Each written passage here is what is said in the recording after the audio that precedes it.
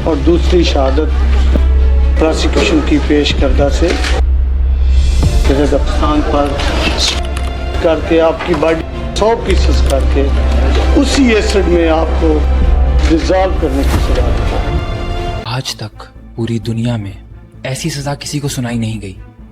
एक ऐसी सज़ा जिसकी वजह से आलमी इदारे भी पाकिस्तान के मुखालिफ हो गए। मगर सवाल ये है, आखिर इस शख्स ने ऐसा क्या किया था? इस केस के पीछे छुपा है एक सच जो बहुत कम लोग जानते हैं। वीडियो को पूरा देखिए। चलिए वीडियो शुरू करते हैं। सोचो, अगर तुम्हें एक दिन अचानक पता चले कि तुम्हारे शहर में कोई ऐसा शख्स रहता था जो 100 बच्चों को मार चुका है और किसी को अंदाजा तक नहीं हुआ। न चीखें, न लाशें, न कब्रें, सिर्फ एसिड से भरे ड्रम्स और एक खत। ये कहानी है पाकिस्तान की हिस्ट्री के सबसे डरावने क्रिमिनल की। उसका नाम था जावेद इकबाल। 2 नवंबर 1999 को लाहौर में डेली जंग के ऑफिस में एक मामूली सा पार्सल आता है।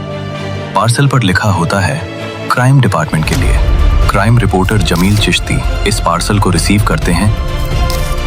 मुझे क्या करती है, इसमें 75 बच्चों की तस्वीरें थी और अपने कैबिन में ले जाकर खोलते हैं। जैसे ही पार्सल खुलता है, जमीन पर तस्वीरें गिर जाती हैं। क्या करती है, इसमें 75 बच्चों की तस्वीरें थी। बहुत सारी तस्वीरें। जब वो तस्वीरें उठाते हैं तो उनका रंग उड़ जाता है। मेरा नाम जावेद इकबाल। मैंने 100 बच्चों को ड्रम में केमिकल डाल के उनका मर्डर किया। ये तस्वीरें 4 साल से लेकर 18 साल तक के सिर्फ लड़कों की होती हैं। इसी पार्सल के अंदर एक खत भी होता है। जैसे जैसे जमील चिश्ती वो खत पढ़ते जाते हैं, हर लाइन के साथ उनके हाथ कांपने लगते हैं, क्योंकि ये कोई मजाक नहीं होता। ये एक इकरारनामा होता है। खत में लिखा होता है कि मैं जावेद इकबाल हूँ। आज मैंने अपना मिशन पूरा कर लिया है। मैंने 100 बच्चों का कत्ल किया। पहले उन्हें फंसाया, फिर उनके साथ जुल्म किया और फिर उन्हें मार दिया। उनकी लाशों को एसिड से भरे ड्रम्स में डालकर पूरी तरह मिटा दिया। खत में यह भी लिखा होता है कि जिस तरह मेरी माँ रोई थी, मैं भी 100 माँओं को रुलाना चाहता था। अब मैं रावी दरिया जाकर अपनी जिंदगी खत्म कर रहा।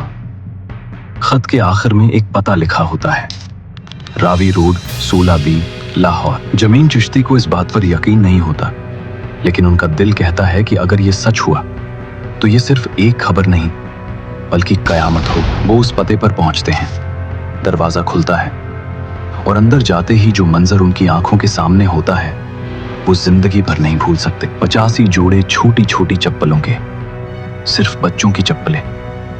दीवार पर तस्वीरें लगी होती हैं और नीचे कपड़े बिल्कुल सलीके से पैक किए हुए होते हैं। घर से बच्चों के कपड़े, जूते और खिलौने भी।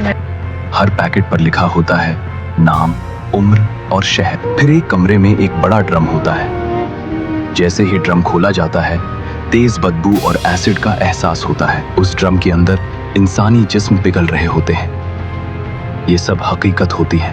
अगले दिन पूरा लाहौर हिल जाता है। हर अखबार और हर न्यूज चैनल पर सिर्फ एक ही नाम होता है, जावेद जावेद इकबाल, जावेद इकबाल। जिन माँ बाप के बच्चे गुम हो चुके होते हैं वो रावी रोड पर जमा हो जाते हैं। पुलिस 57 बच्चों की पहचान करती है। एक माँ अपने बेटे का लोहे का कड़ा पहचान लेती है और उस लम्हे पूरी फिजा चीख उठती है। कहानी तो आपने सुन ली, आखिर कौन था ये शख्स और इतना दर्दनाक काम क्यों किया इसने, जिसने इंसानियत को शर्मिंदा कर दिया? आखिर इसका सच क्या है? चलिए अब आगे देखते हैं। जावेद इकबाल 1956 में लाहौर में पैदा होता है। वो एक अमीर घराने से होता है और जिंदगी में किसी चीज की कमी नहीं होती, लेकिन बचपन से ही उसका जानवरों को नुकसान पहुंचाना, शदीद गुस्सा और दूसरों को कंट्रोल करने की आदत उसकी पर्सनैलिटी का हिस्सा बन जाती है। बड़ा होकर वो एक फैक्ट्री चलाता है जहां छोटे बच्चों को काम पर रखा जाता है। यहीं से उसका अंधेरा सफर और गहरा होता चला जाता है। उस पर कई शिकायतें होती हैं, लेकिन पैसा और असर हर बार उसे बचा लेता है। 1998 में 2 बच्चे उस पर हमला करते हैं और भाग जाते हैं। जावेद पुलिस कस्टडी में जाता है, टॉर्चर होता है, हॉस्पिटल पहुंचता है और कोमा में चला जाता है। रोज उसकी माँ हॉस्पिटल आती है रोते हुए।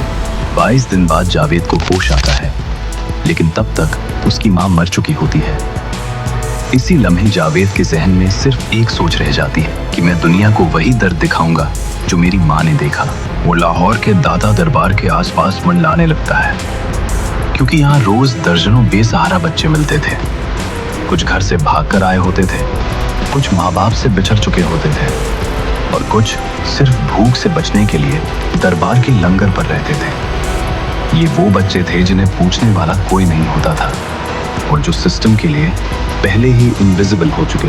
जावेद इकबाल इन्हीं बच्चों को अपना निशाना बनाता था। वो उन्हें खाने का लालच देता, नए कपड़ों का वादा करता और कहता कि उसके घर टीवी है जहां वो आराम से बैठकर कार्टून देख सकते हैं। उन बच्चों के लिए जो सड़कों पर सोने के आदी हो चुके थे, ये सब किसी जन्नत से कम नहीं लगता था। जब बच्चा उसके घर पहुंचता और टीवी के सामने बैठकर मशगूल होता, तब पीछे से लटकती हुई एक चेन उसकी जिंदगी का आखिरी लम्हा बन जाती। बच्चे को संभलने का मौका तक नहीं मिलता। इसके बाद लाश को एक ड्रम में डाला जाता, जहां एसिड धीरे धीरे उसकी पहचान मिटा देता। फिर जो बच्चा कभी जिंदा था, उसका कोई नाम, कोई वजूद रावी के पानी में गुम हो जाता। ये सब एक दिन में नहीं हुआ, ये एक प्लानिंग थी, एक सिलसिला था। 147 दिनों के अंदर 100 बच्चे। हर कत्ल उसके लिए सिर्फ एक नंबर था।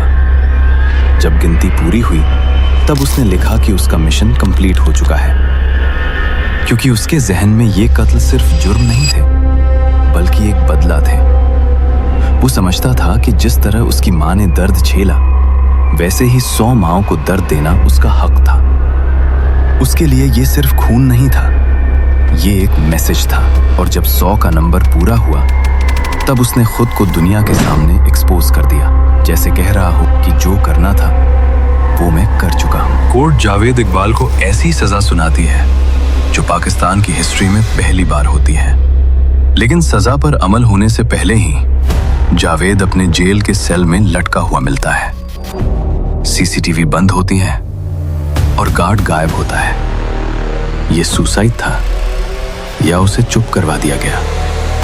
आज भी ये सवाल जिंदा है, और शायद जवाब भी। ये थी वो कहानी जो रिकॉर्ड पर है। लेकिन वर्क फाइल्स का काम यहीं खत्म नहीं होता, क्योंकि हर केस में कुछ सवाल ऐसे होते हैं जो फाइल बंद होने के बाद भी जिंदा रहते हैं। शायद ये सुसाइड था, या शायद किसी ने ये सुनिश्चित किया कि सच कभी पूरी तरह बाहर ना आए। आज भी ये केस ऑफिशियली क्लोज है, लेकिन वर्क फाइल्स के लिए ये आज भी ओपन है। आप क्या सोचते हो?